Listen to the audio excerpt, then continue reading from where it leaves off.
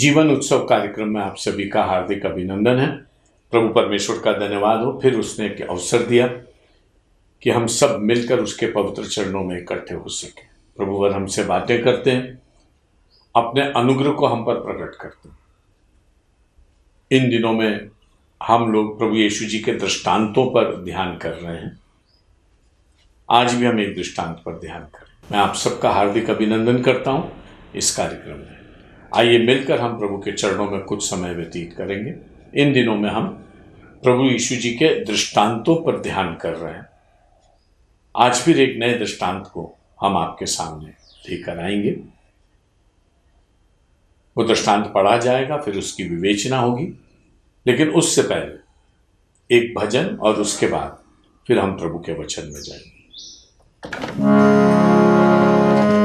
भजता क्यों नहीं रे मन मूरख, यीशु नाम सच्चा नाम, पार करेगा जीवन नैया, पार करेगा जीवन नैया, यीशु नाम सच्चा नाम। भजता क्यों नहीं रे मन मूरख, यीशु नाम सच्चा नाम। भव सागर से है यदि तरना, दुख संकट से कुछ नहीं डरना। भव सागर से है यदि तरना, दुख संकट से नहीं कुछ डरना। पार करेगा जीवन नैया, पार करेगा जीवन नैया, यीशु नाम सच्चा नाम। भजता क्यों नहीं रे मन मूरख, यीशु नाम सच्चा नाम। हीरों का ये हाट लगा है, चमक दमक का ठाठ बड़ा है। हीरों का ये हाट लगा है, चमक दमक का ठाठ बड़ा है। सोच समझ कर सौदा कर ले, सोच समझ कर सौदा कर ले, यीशु नाम सच्चा नाम। भजता क्यों नहीं रे मन मूरख, यीशु नाम सच्चा नाम। टूटे फूटे मौज बनाए, जिनमें पूरी शांति न पाए। टूटे फूटे मौज बनाए, जिनमें पूरी शांति न पाए। तुझको पूरी शांति देगा,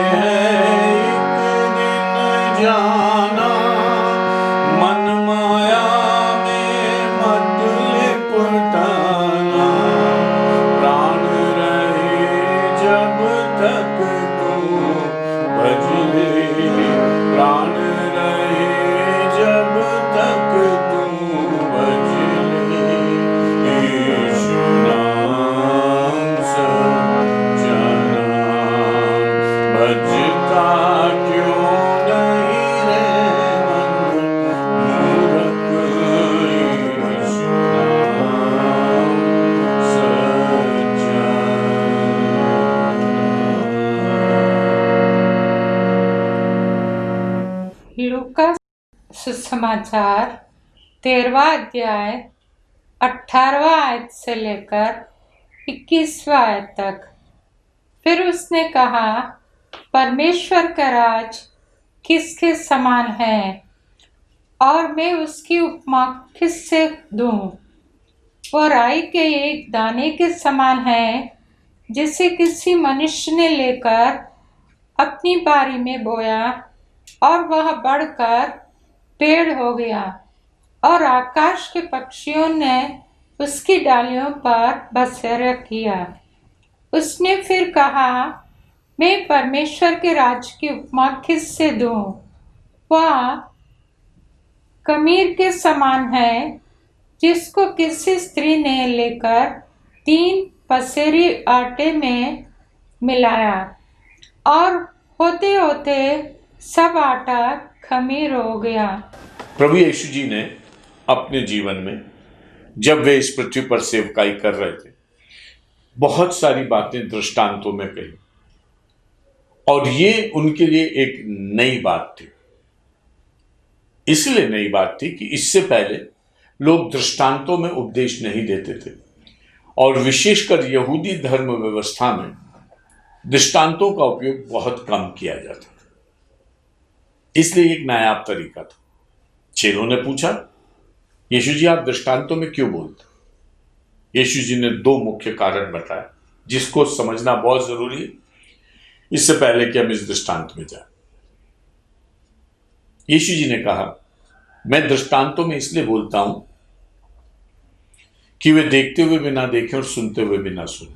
और जब वो ऐसा कहते हैं तो यशायाह नबी के किसी वचन को वो कोट करते हैं कि ऐसा वचन में लिखा। क्या मतलब इसका? इसका मतलब ये कि आप पूरी कहानी सुन लो लेकिन आप शिक्षा जो लेनी वो नहीं ले सकते, क्योंकि शिक्षा लेने के लिए स्वर्ग के राज्य के लिए पैदा होना और उसकी समझ रखना जरूरी। कहानी तो अच्छी लगेगी लेकिन आत्मा पर अप्लाई नहीं होगी ना, आत्मिक क्षेत्र में वो कारगर नहीं होगी, कानों को अच्छी लगेगी और खत्म हो जाएगी। सुनिए ना, परमेश्वर का वचन मुझे और आपको ये बताता है कि जो नम्रता और दीनता से प्रभु के चरणों में आते हैं और विनम्र होकर प्रभु की सेवा करते हैं और उससे सीखना और समझना चाहते हैं, उन पर ये भेद खुल जाते हैं। और जो आलोचक हैं या जो अपने जीवन में अपने पाप को छोड़ना नहीं चाहते, बुरे रास्तों को छोड़ना नहीं चाहते, संसार और धर्म दोनों का साथ साथ निर्वाह करना चाहते हैं, बुद्धिजीवी बनकर ही रह जाना चाहते हैं, उनके लिए ये बंद किताब के समान, इसके भेद उनके ऊपर खुलेंगे ही नहीं। इस बात को समझना बहुत ज्यादा जरूरी है। दूसरा भेद जो यीशु मसीह ने कहा वो ये कहा कि जो जगत की आदि से जो गुप्त बातें थी वो मैं प्रकट करने आया। जो यीशु मसीह ने कहा वो आई ओपनर के समान था। किसी को नहीं मालूम था परमेश्वर का राज्य कैसा है। वो राज्य इस पृथ्वी पर आ गया और उसके सिद्धांत इस पृथ्वी पर लागू हो गए और वो इस पृथ्वी पर कारगर हो गया और काम करने लगा, लेकिन लोगों को नहीं मालूम। तो यीशु जी के चेले भी जब स्वर्ग के राज्य के लिए कार्य कर रहे हैं या उसके विश्वासी स्वर्ग के राज्य के लिए कार्य कर रहे हैं तो कार्य करने वाले को स्वर्ग के नियम तो मालूम होना चाहिए कि परमेश्वर के सिद्धांत कैसा। इसलिए जगत की उत्पत्ति से जो बातें गुप्त रही थी वो अब प्रकट हुई, क्योंकि परमेश्वर का राज्य अब प्रकट हुआ। यूहन्ना बपतिस्मा देने वाले ने कहा मन फिराओ, परमेश्वर का राज्य निकट आया। यीशु जी ने कहा मन फिराओ, परमेश्वर का राज्य निकट आ गया, परमेश्वर का राज्य तुम्हारे बीच में अब आ गया है, तो उसके नियम समझो। जब तक नहीं आया था वो सिद्धांत लागू नहीं होते थे, बोलने से भी कोई मतलब। और जब आ गया है, अगर आपको उसके नियम नहीं मालूम, उसके सिद्धांत नहीं मालूम, तो आप परमेश्वर के राज्य की कोई प्रतिपूर्ति अपने जीवन से कर नहीं सकते। आप संसारिक रहेंगे, संसारिक रीति से ही नाश हो जाएंगे। ये चुनौतियां हैं जो परमेश्वर का वचन मुझे और आपको देते। आज का दृष्टांत जो आपके सामने पढ़ा गया 2 लगी लगी बातों के साथ है। पहला है राई के दाने का दृष्टांत, जिसमें परमेश्वर के राज्य को राई के दाने से उपमा की गई है, जो छोटा होता है, बीज बहुत छोटा होता है, लेकिन अच्छा फैलता फूलता और इतना बड़ा हो जाता है राई का पेड़ जिसपे पक्षी भी अपना घोंसला बना लेते। दूसरा दृष्टांत जो यीशु मसीह ने दिया, उदाहरण दिया, वो कहता है परमेश्वर का राज्य खमीर के समान। जिसको कोई स्त्री लेकर आटे में डाल देती है और देखते देखते पूरा आटा खमीर हो जाता, पूरे आटा में फैल जाता। क्या बोलना चाह रहे प्रभु यीशु जी? ये कहना मांग रहे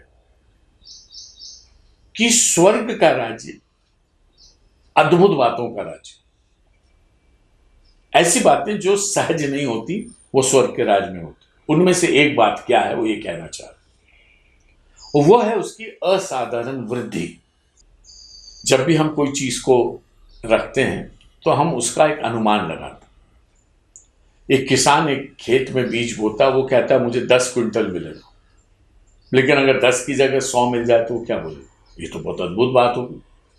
एक मनुष्य नौकरी करता है, उसको लगता है मेरा स्वामी मुझे 15,000 देगा, लेकिन तनख्वाह के दिन वो आपको बोले मैं तो तुझे 1.5 लाख दूंगा, तो आपको कैसा लगेगा? अजीब लगेगा, क्योंकि उतनी वृद्धि की आपको उम्मीद नहीं थी, आपकी कल्पना नहीं थी कि इतना बढ़ जाए। यीशु जी ये भेद कह रहे हैं, स्वर्ग का राज्य बढ़ने के मामले में बहुत अद्भुत है। इसको समझ लेना बहुत जरूरी। इस दुनिया में जितने भी आध्यात्मिक आंदोलन हुए यीशु जी के लिए पिछले 2000 सालों में, सबकी शुरुआत बहुत छोटे पैमाने पर। कोई एक व्यक्ति निकल पड़ा खुदा का काम करने के लिए, एक दो व्यक्ति ने सोचा कि हम खुदा की खिदमत करें, और उनको आश्चर्य हुआ कि उनका छोटा सा किंचन प्रयास कैसे दुनिया भर में फैले। एक उदाहरण मैं आपको देता हूं। Mother Teresa Loreto convent Calcutta में थी, और प्रभु का वचन उनके पास आया कि मैं चाहता हूं कि तू मेरे लिए दरिद्रों की सेवा कर। अच्छी कॉन्वेंट में पढ़ा रही थी, अच्छे स्टैंडर्ड का स्कूल था। उन्होंने अपने अधिकारियों से अनुमति मांगी और उनको अनुमति मिली, और सादी कोर की साड़ी पहनकर मदर टेरेसा ने उस दिन 5 रुपए अपनी साड़ी के कोर में बांधे और लोरेटो कॉन्वेंट हमेशा के लिए छोड़ दिया। आज मदर टेरेसा लोरेटो कॉन्वेंट की मोहताज नहीं है, आज लोरेटो कॉन्वेंट मदर टेरेसा का मोहताज। कोई उसका नाम नहीं जानता, लेकिन मदर टेरेसा को सब जानते। किसी ने मदर टेरेसा से पूछा, जब आप अपने जीवन को देखती हैं तो कैसा लगता? तो उन्होंने कहा, जिस तरह का काम खुदा ने मुझसे करा लिया और जिस तरह से बड़े पैमाने पर मैं अंतर्राष्ट्रीय स्तर पर प्रभु के लिए दुखियों की सेवा कर सकी हूं, तो मैं तो इतना ही कहूंगी कि अगर 1000 मदर टेरेसा भी पैदा हो जाती तो अपनी शक्ति से कभी नहीं कर सकती। हालेलुया। समझिए इस बात, परमेश्वर कैसे बढ़ाता है, इस सिद्धांत को समझना बहुत जरूरी है। और जब हम इससे एनकरेज होंगे तो हम सत्प्रयासों में लगे रहेंगे। आपका छोटा सा काम कितना बड़ा परिणाम देगा आपको नहीं मालूम। सुनिए ना, एक दिन चेले आए, पतरस आए, यीशु मसीह से कहने लगे, प्रभु हमने आपके लिए अपना सब कुछ छोड़ दिया, हमको क्या मिलेगा? आपको मालूम है यीशु मसीह ने क्या कहा? यीशु मसीह ने कहा, इस पृथ्वी पर 100 गुना और परलोक में अनंत जीवन। इस पृथ्वी पर 100 गुना, परलोक में अनंत जीवन। इस दुनिया में बहुत सारी ऐसे वेंचर्स हैं जिसमें पैसा बढ़ाने की बात बोलते हैं, और हम आधा परसेंट, 1% ब्याज पर हम अपना पैसा उठा के दूसरी जगह ले जाते हैं। यहाँ ज्यादा मिल रहा है, यहाँ ज्यादा मिल रहा है। कोई 5% दे रहा, 6% मिल जाए तो हम खुश हो जाते हैं।